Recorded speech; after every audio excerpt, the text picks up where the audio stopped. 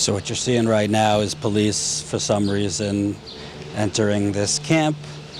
The couple houseless people are sleeping, relaxing, but they've swept in here, so we'll see what happens.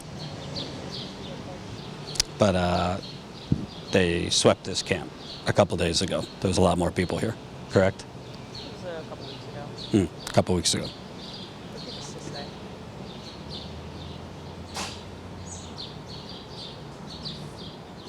What is your best guess why the police are here at the moment? My best guess would be probably some bullshit drug charge. I mean, they're also usually coming in to sweep people looking for warrants. Yeah, there was an incident right before the camp closed. It was literally days before where cops came in and lined people up against the wall over there and looked for anybody with warrants and then snatched away about 14 people, took them to jail. Many of them were out a couple days later and they just came right back here. Like, what was the point? And then some made it out a week later, and then, I mean, what? They still just came right back here. Right. So, but a lot of those ones who were stuck for more than a couple days, they came back to the camp being completely swept. They didn't know what was going on. And are they doing that? They're getting complaints from neighbors, or they're just doing that because it's kind of the operating procedure to try to move the house?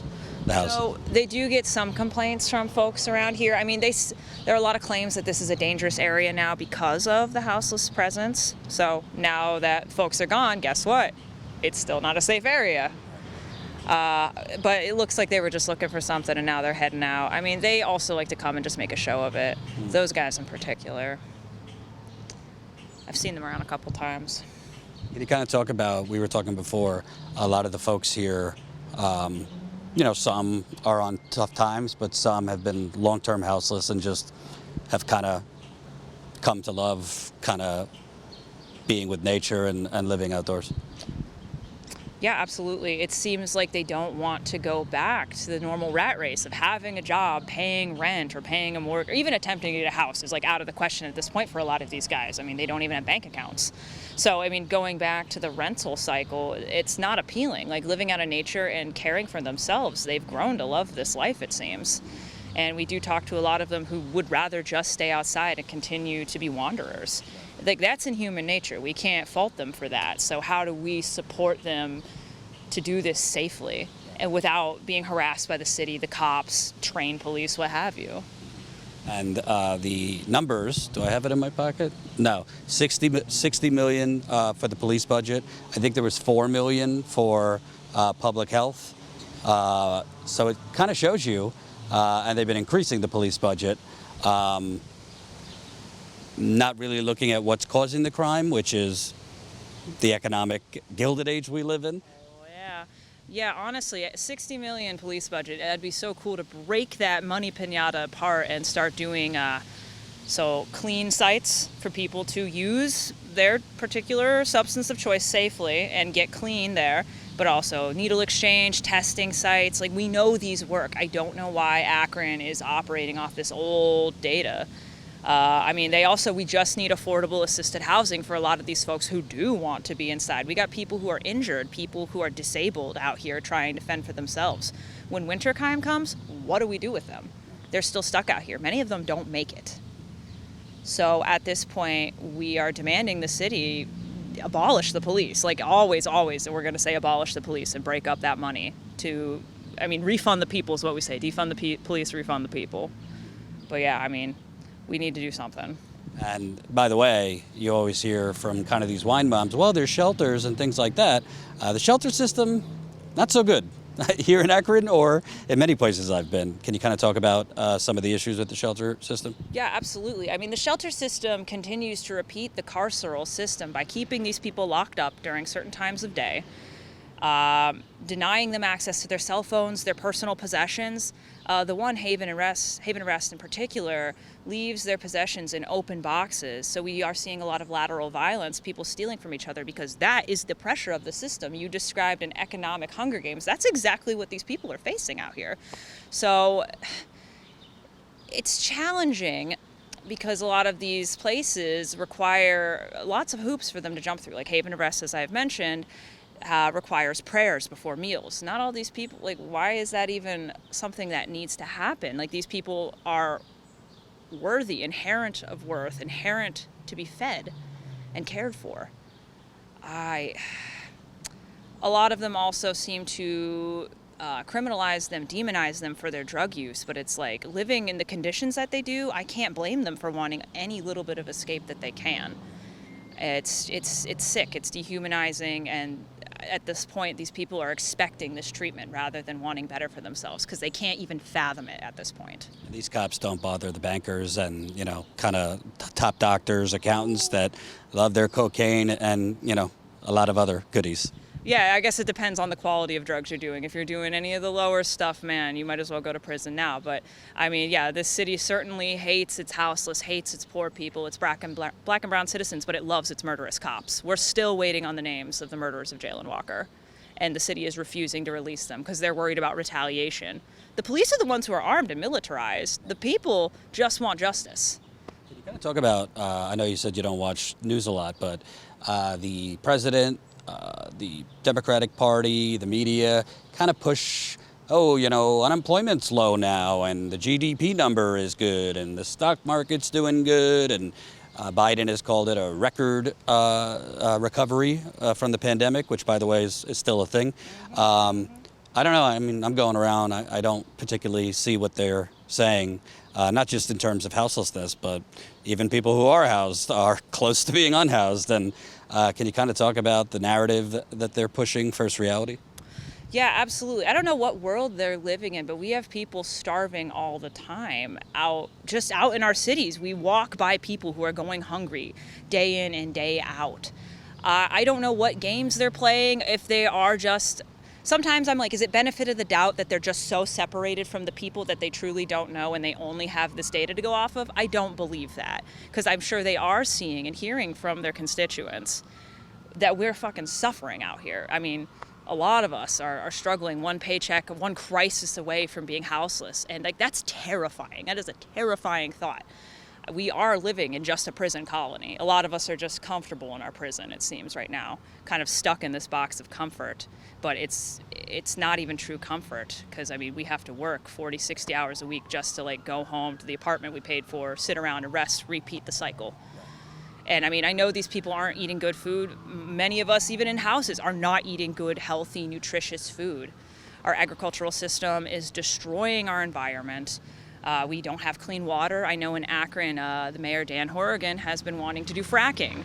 We're already dealing with water issues here in Akron, and I know Ohio, the Midwest in general, they're wanting to say is a safe spot for climate chaos. But with the way we're going, we're going to be ending up just like California, just like the Pacific Northwest, with water crises, no water in our water table, potential sinkholes, soil compaction. And then what? We have no food, no water, no clean air, no houses?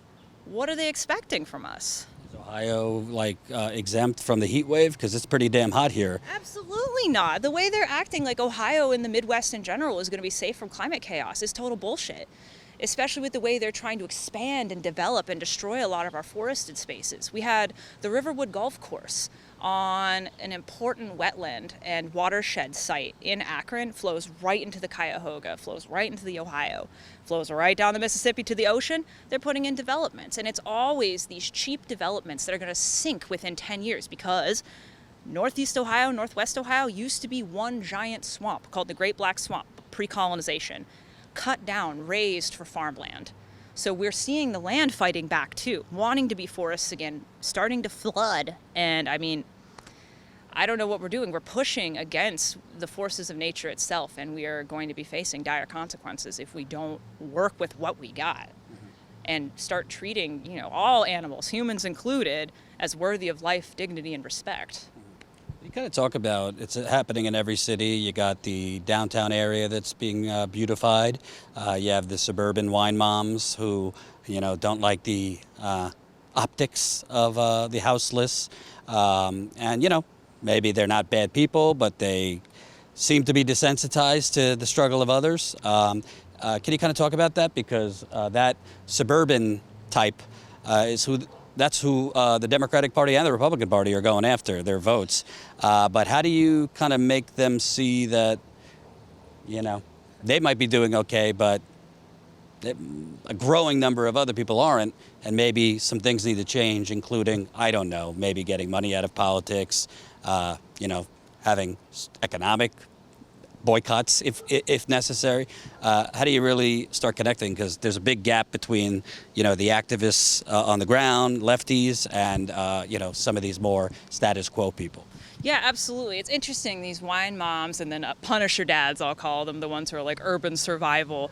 I mean, they're the only ones who really still believe that voting is going to do anything. So it makes sense that Republicans and Democrats are fighting over this increasingly smaller and smaller party of people. But I think they're starting to feel the squeeze too. And I think a lot of them are starting to wake up, albeit it's slower. And I mean, they're operating off this gross evangelical punishment origin story. I mean, I'm just thinking about origin stories lately. With indigenous societies, it's always been, you know, people were created with the earth. We were cared for by animals, and we thrived along with them. But with these evangelicals, it's all about punishment. We were thrown out of the Garden of Eden. We are punished. We are all sinners. We are all tainted. And that seems to carry through everything. Like, everything is so focused on punishment. And if you did one bad thing, your whole life is fucked up. But that's not the case. You should be allowed to make mistakes and be able to come back and have a life of dignity. But I don't know what can convince these people to have compassion without them, I guess, having to experience these things for themselves. Right. And as for like all these voters and the Democrats and Republicans, it's just what, red team versus blue team? It's all the same team. It's just bread and circuses. And I'm hoping people will start to see. I'm sure they are. I mean, nothing has changed really with Biden versus Trump. It got worse in a lot of ways. It got worse, and I'm seeing all these fucking stickers, you know, the I did this Biden pointing at the gas prices. It's like, they all did this. Like, what the fuck are you talking about? We really need a change. We're living in almost like a zombified version of the American dream and American lifestyle. It's not working. It's never worked. But the insistence that it's going to work someday is going to get us all fucking killed. Or worse, leave us in deeply uncomfortable hellscape with a destroyed environment, destroyed communities. We're already working on it. And then talking about Akron and its beautification projects, they put in a statue of a rubber worker. That was one of the biggest industries of exploitation that Akron was a part of. Firestone, Bridgestone, all of them. I mean, the slave trade, essentially, that was still going on in Liberia to get the rubber, to bring it here, and then poisoning the land itself with the rubber sediment floating down from the sky. We have to build new soil in order to have healthy food here. That was one of the big things we had to do for a food forest project. And in these historically redlined districts, their soil's toxic. So even if these people want to take care of themselves, they have to take extra precautions. We have such beautiful radical history in Akron. Like, we had Sojourner Truth come through here. We had the Black Jazz District that was originally called New Harlem. And yet it was destroyed, all for the sake of progress. Last question. We don't want to get anyone on camera that doesn't want to, but can you kind of just describe where we are? There was a lot more people here before police swept, and there was also, as we were talking about, a little hope that this could become, more of a community where people could get, some people that were recently out of prison, some people that were longtime houseless could get some structure, community feel, maybe gardening. Can you kind of talk about, I don't want to show it out of respect to folks, but, what places like this could be? Yeah. Where we're standing right now is a beautiful, shady forest. I see a lot of older maple trees, elm trees, and the people that were here, they were setting up their own community, building what they could with what was accessible. And what was accessible was a lot of trash and scraps, but they tried to make it their best. They tried to beautify it. I mean, they painted the walls here, anything, messages of hope, because they really... Show that one. When I'm gone, just carry on. HARASS, you are loved. DTA. Yeah. There was a lot of hope here. People were organizing. It was getting started, but there was still just that crunch, that pressure from this predatory capitalist system requiring them to still work. It was the pressure of drugs. They had no other escape. And a lot of these people wanted to get clean, but there was no option. And a lot of them tried on their own, but without support, without a healthy community, relapse is easy. It's just easy, especially when you're surrounded by it. And a lot of folks were just committing violence on each other just because they're like the crabs in the bucket. You know, you put the crabs in the bucket, they all crawl on each other, pull each other down. Same scenario here. I mean, there was a lot of hope, but there was also a lot of vacant stares, passed out due to drugs. I mean, potential overdoses. I mean, I can't blame them for that. Like, it seemed like they were living in hell, like constant fear. I don't like that.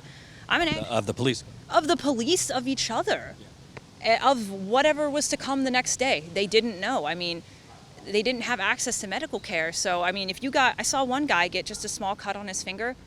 It went gangrenous within a week, and he couldn't go to the ER. He didn't have insurance. He couldn't afford it. And he was scared of the medical system. He had been incarcerated before, and what he experienced in the carceral medical system, I mean, these people are traumatized. Like, how can we expect anything else of them when all they have known is pain, fear, suffering, oppression at its most maximum form out here? But they still found it beautiful here, and they still tried to care for the land. You're with Serve the People Akron. I'm with Serve the People Akron, guerrilla gardening, urban farming, survival programs. Thank you. Thanks for watching, and make sure to tune in to Status Coup's daily live stream Monday through Thursday at 5 o'clock Eastern Time and Fridays at 4 o'clock Eastern Time.